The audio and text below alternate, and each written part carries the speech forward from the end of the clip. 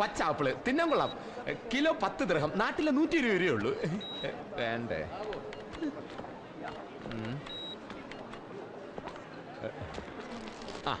6 ദിർഹം 50 fils. നാട്ടിൽ 75 രൂപയേ ഉള്ളൂ. പക്ഷെ പാചകം ചെയ്യാൻ സ്ഥലമില്ലല്ലോ. നമുക്ക് ഇതിനേക്കാൾ വില കുറവും വാങ്ങിയ ഉടനെ തിന്നാൻ പറ്റുന്നതായ എന്തെങ്കിലും സാധനങ്ങളുണ്ടോ നോക്കാം. അയ്യോ ദാ ഇരിക്കണേ, കിട്ടി. 4 എന്റെ കുബൂസ്. ഇത് തൈര്. രണ്ടും കൂടെ 2 ദിർഹം. നാട്ടിൽ 24 രൂപയേ ഉള്ളൂ. ഇതെങ്കിലും ഓക്കേ. നാളെ മുതൽ റംസാൻ നോമ്പ് തുടങ്ങിയാണ്. പിന്നെ പകല് പബ്ലിക്കായിട്ട് ഭക്ഷണം കഴിക്കാൻ പാടില്ല. അങ്ങനെ ഒരു സൗകര്യമുണ്ട്. ഇവിടെ കൊതുക് അധികം ഇല്ലാത്തത് കൊണ്ട് പാർക്കിൽ നല്ല സുഖമായിട്ട് കിടക്കാല്ലേ? കിടക്കാം. പക്ഷെ ഈ വാങ്ങിയ ഭക്ഷണം വേസ്റ്റ് ആവില്ലേ? അതെന്ത്? അവിടെ കിടക്കുമ്പോൾ പോലീസുകാരെടുത്തോണ്ട് പോകും. പിന്നെയുള്ള ഭക്ഷണത്തിന്റെ കാര്യം അവരല്ലേ നോക്കുന്നത്. ഒന്ന് പിടിച്ചേ. അവിടെയാണ് ബില്ലടക്കേണ്ടത്. ചെല്ലു.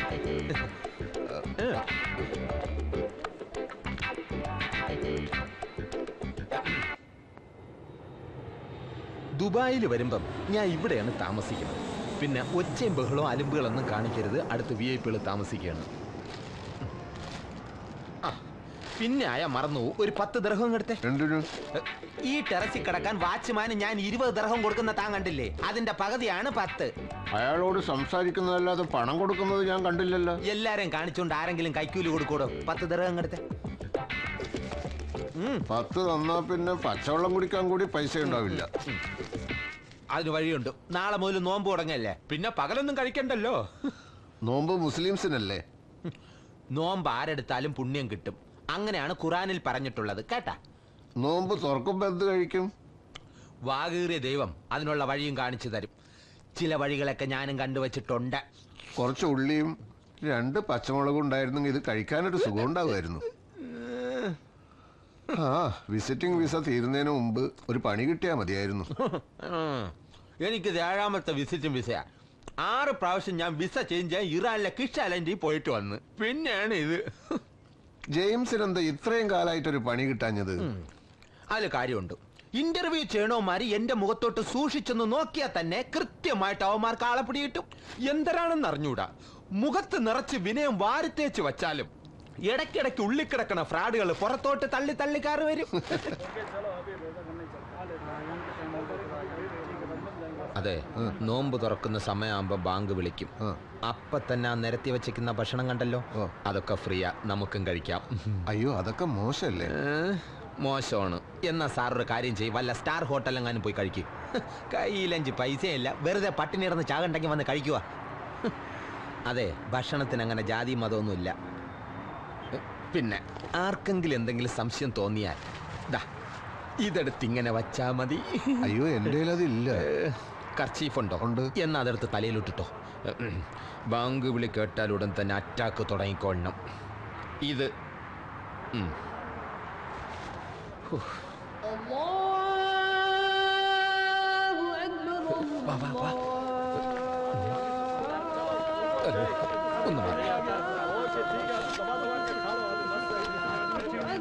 ഒന്ന് ബഹളം ഉണ്ടാക്കല്ലേ. ഒന്ന്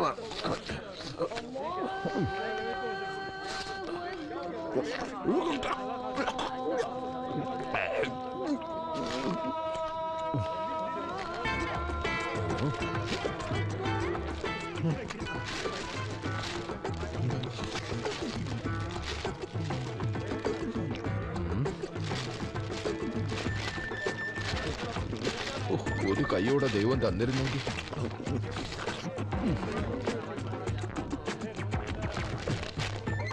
പിടി പിടി. ഭാര്യ. അയ്യോ, അത് ഒന്ന്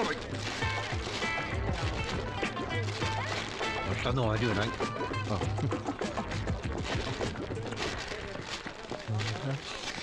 അതും കിടക്കട്ടെ. കവറ് കൊണ്ടുവന്ന് മോശമായാന്തോ. നാളെ മുതൽ ചാക്ക് എടുക്കൊണ്ട് വരാം.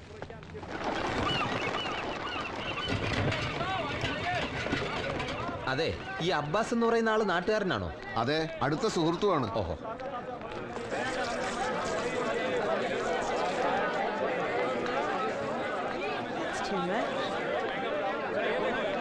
ഇത് ഫിഷ് മാർക്കറ്റ് അല്ലേ? ഇവിടെ എന്താ?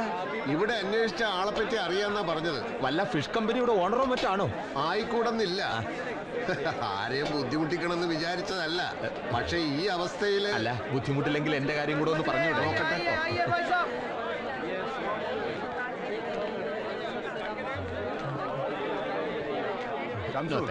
ആ മീനൊക്കെ ഒന്ന് ഒതുക്കി വെച്ചേ.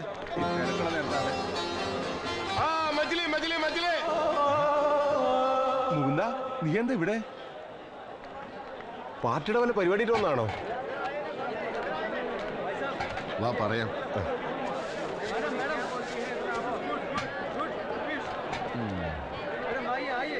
ഇയാൾക്ക് വേറെ വല്ല ബിസിനസ് ഉണ്ടോടെ? പിന്നെ മൂപ്പർക്ക് വൈകിട്ട് ഉണക്കമീന്റെ പണിയുണ്ട്. അത് ശരി. സമയവും പോയി. ഇയാളിത് ഇവിടെ പോയി കിടക്കും. അപ്പോ കുഞ്ഞുണ്ണി ദേഷ്യം തീർത്താണല്ലേ? അറിഞ്ഞൂടാ. മുകുന്ദൻ ഇങ്ങനെ ഒരു അവസ്ഥയിലൂടെ എത്തിപ്പെടും ഞാൻ ഒരിക്കലും വിചാരിച്ചില്ല.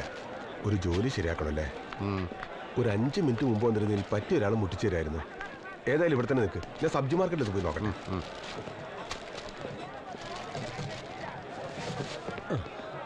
ചങ്ങാതിയുടെ സ്ഥിതി നേരിട്ട് കണ്ടല്ലോ, ഇനി പൊയ്ക്കൂടെ? അയാൾ ഇങ്ങോട്ടൊന്ന് വന്നോട്ടെ. ജെയിംസിന് ധൃതി ഉണ്ടെങ്കിൽ പോയിക്കോ. എനിക്ക് ധൃതിയൊന്നുമില്ല. ഇന്നിനിപ്പോ കാര്യമായിട്ടുള്ള ഇന്റർവ്യൂ ഒന്നും ഇല്ലല്ലോ.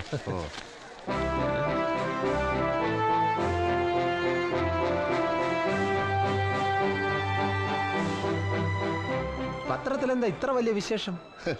ഇത് കരുണൻ എന്റെ സുഹൃത്താണ്. വരുന്ന തെരഞ്ഞെടുപ്പിന് നിയമസഭയിലേക്ക് മത്സരിക്കുകയാണ്. അത് ശരി. നാട്ടിൽ ഇത്രയും വലിയ ബന്ധങ്ങളുള്ള ആളാ ഇവിടെ വന്ന് കുബൂസും തൈര് അടിച്ചോണ്ട് നടക്കണം. കഷ്ടം.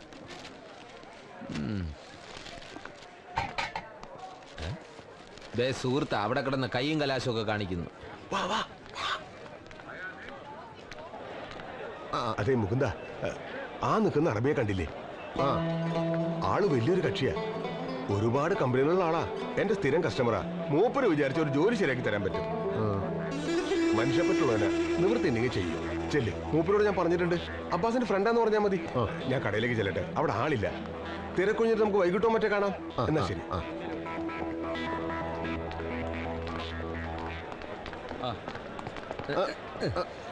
السلام عليكم. وعليكم السلام ورحمة الله. هذا صديق مال عباس؟ زين زين زين. كم فلوس ابوي؟ 10 درهم. انا الشيل. خلي هذا خلي هذا ابوي خلي هذا. ما في مشكلة انا الشيل. تعال يلا روح. എന്താ അറബി പറഞ്ഞത്? ഒക്കെ ഞാൻ പറഞ്ഞോളാം. തനിക്ക് അറബി അറിയില്ലല്ലോ. കൂടെ വാ. باكر نسير ماليزيا رجع بعد الشهر. صار بالليل بالمكتب. زين لازم تعال اليوم كلهم بيخلص. لازم تعال اليوم بالمكتب كلهم بيخلص.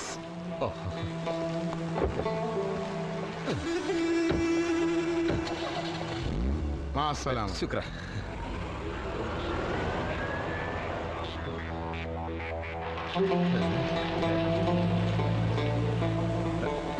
എന്തായി? പുള്ളിക്കാരൻ ഇന്ന് മലേഷ്യക്ക് പോണെന്ന്. ഇനി 1 മാസം കഴിഞ്ഞിട്ടേ തിരിച്ചു വരുള്ളൂ. നിങ്ങൾക്കൊരു ജോലി തന്നിട്ട് പൊക്കൂടെ 1-2 ദിവസം കഴിഞ്ഞിട്ടേ എന്ന് ഞാൻ ചോദിച്ചു. പുള്ളിക്ക് ഇന്ന് എന്നെ പോണോന്ന് ഒരേ നിർബന്ധം. അതെ, എനിക്കിന്നൊരു അർജന്റ് ഇന്റർവ്യൂ ഉണ്ടായിരുന്നു. ഞാനത് ഇപ്പോഴാ ഓർത്തത്. എന്റെ ഒരു കാര്യം, ഞാൻ പോയിട്ട് വരട്ടെ.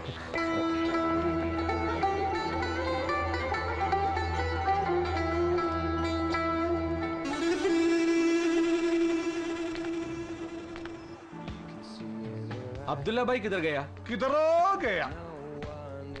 കുറച്ച് പഞ്ചസാര. ഒരു പൊറോട്ട വാങ്ങിച്ചിട്ട് 1 കിലോ പഞ്ചാര അകത്താക്കാനുള്ള പരിപാടിയാണല്ലേ. കറി വാങ്ങാത്തവർക്ക് ഇച്ചിരി പഞ്ചാര ഫ്രീ എന്നുള്ളത് നേരാ എന്ന് വെച്ച് ഇങ്ങനെ കുത്തിക്കയറ്റാമോ? വേണ്ട, പഞ്ചസാര വേണ്ട. ആ